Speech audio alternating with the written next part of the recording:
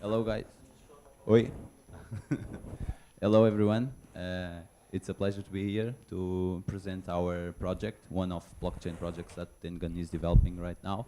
Um, this is a project for a client, and basically what we are trying to achieve is have a system that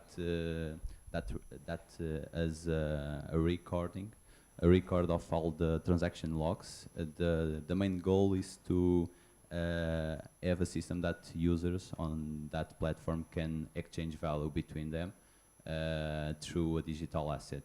So for this, yeah, This I'm is Luís. us. Yeah, by the way, I'm Luís. Okay.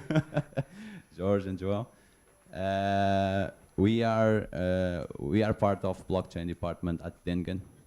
Dengun is doing some research and involving in several projects, and me most like project manager, and Jorge and João as developers.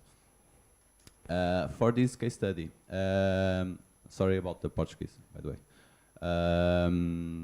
We investigated some different frameworks to achieve this goal. Quorum, that is a private version permissioned developed by JP Morgan, is the Ethereum version.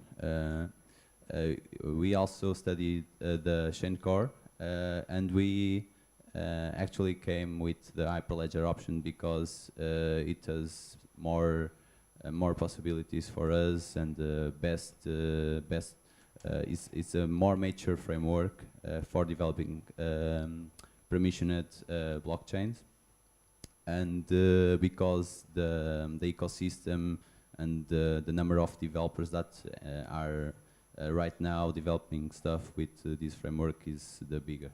So it's I guess the biggest ecosystem about blockchain is Ethereum, but it's a public blockchain.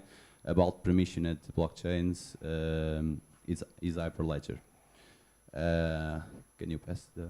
Yeah. So before passing the micro to Jorge, we'll talk about the Hyperledger ecosystem. Why we came with this need of why the client came with this need of a blockchain system.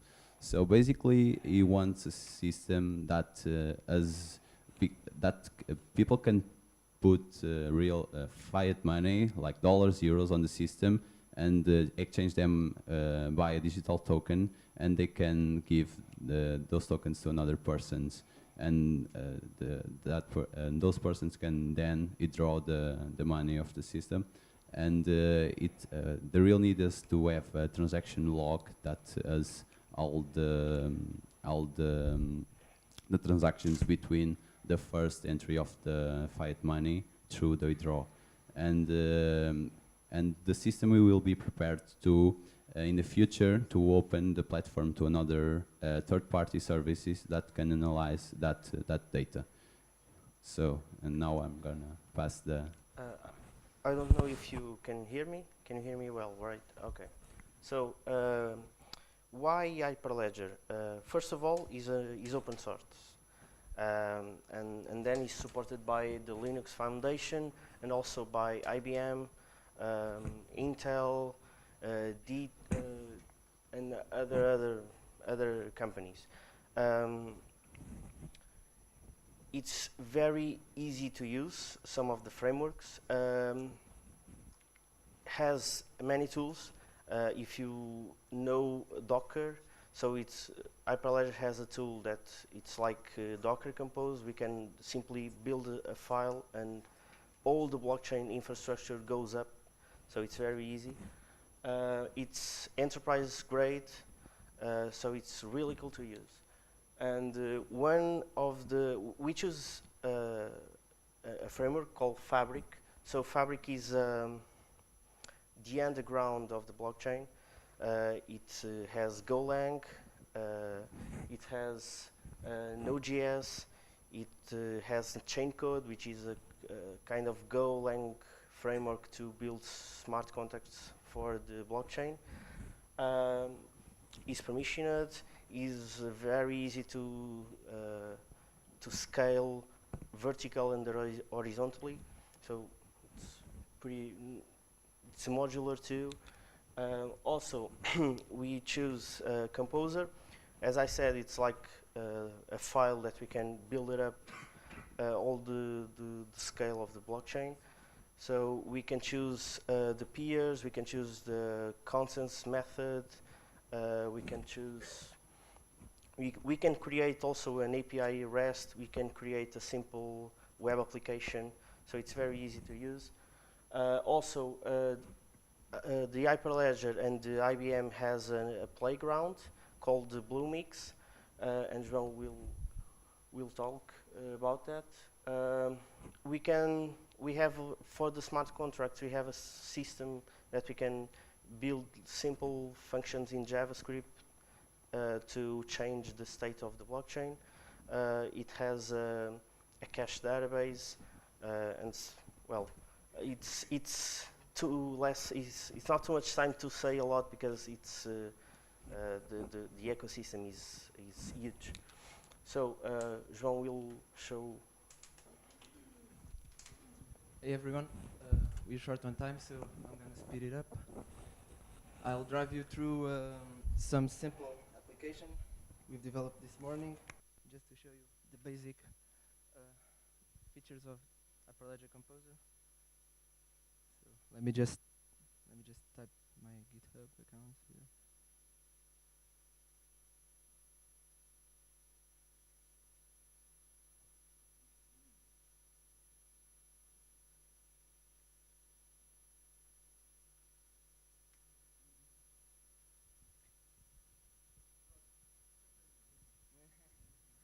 Oh, oh, oh.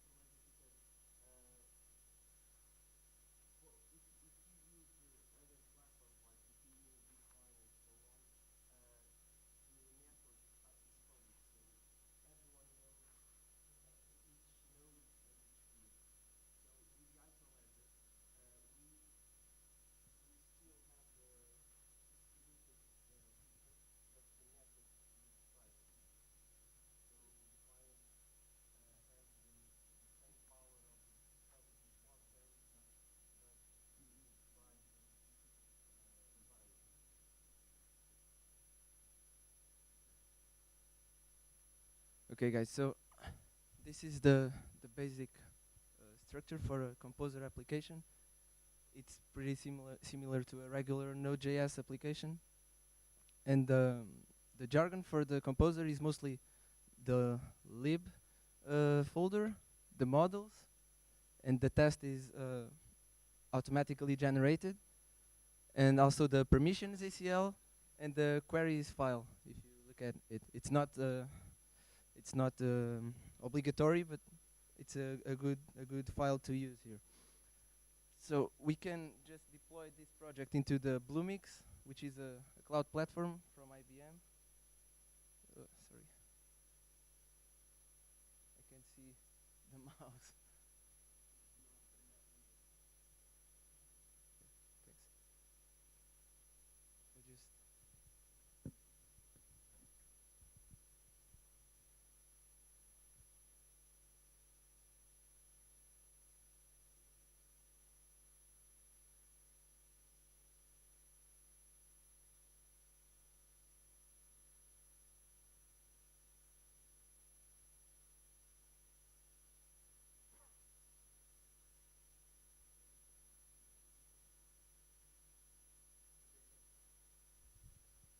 this is the playground. We can just deploy our composer applications for some test. That's what we are gonna do. We're gonna deploy our network, which is let me this here.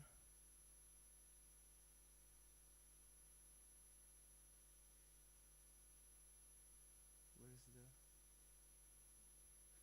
dentro va? Okay.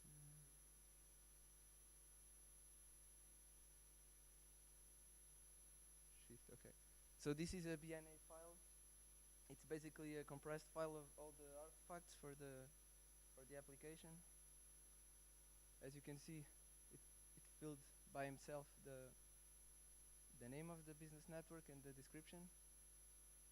We can just deploy it into the Fabric instance of the blockchain. In this case, it's using the web memory, so it's not really a blockchain, it's a pseudo blockchain, and we can just run it here.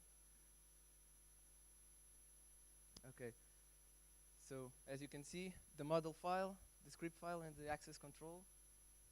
The model file is where we define the definitions, the model definitions of the network. So if I show you guys, this is what it really is.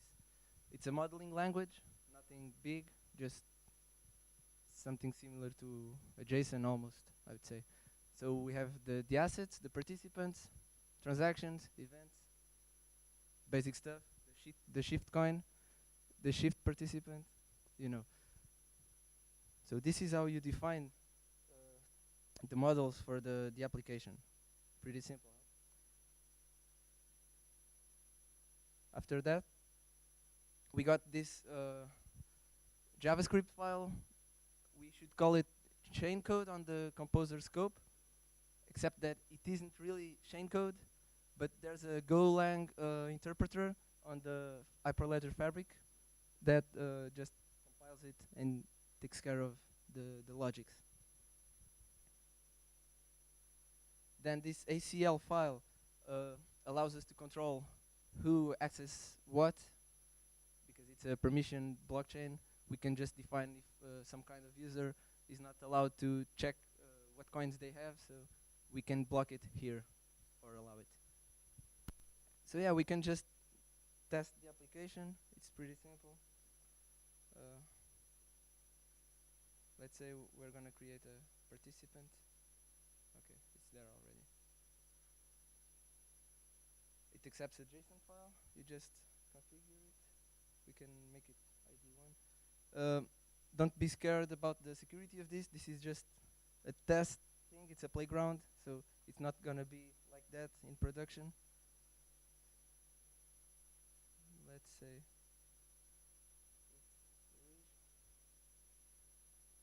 then we create another participant, which is Jorge.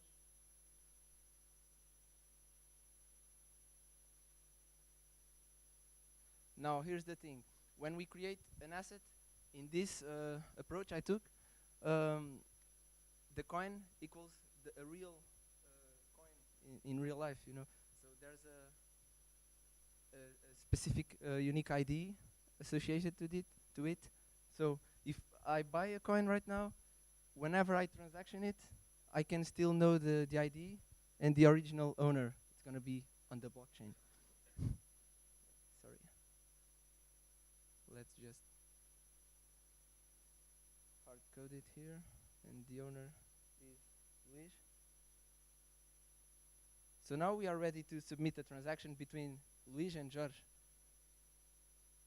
These are all the types of transactions. In this case, we have only the coin transaction type. So let's say we are gonna shift the coin from Luís to Jorge. So Jorge is the new owner. We submit it. Et voila. If you go to all the transactions, you can see the transaction log in the same way you would see if you were on a terminal. So this is the playground, guys. Any questions?